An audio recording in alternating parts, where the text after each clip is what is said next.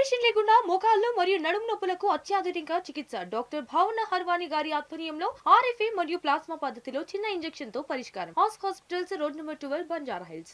తమిళనాడులో పోలింగ్ ప్రక్రియ ప్రశాంతంగా కొనసాగుతుంది. మొత్తం 234 నియోజకవర్గాలకు ఒకే విడతలో పోలింగ్ నిర్వహిస్తుంది ఈసీ.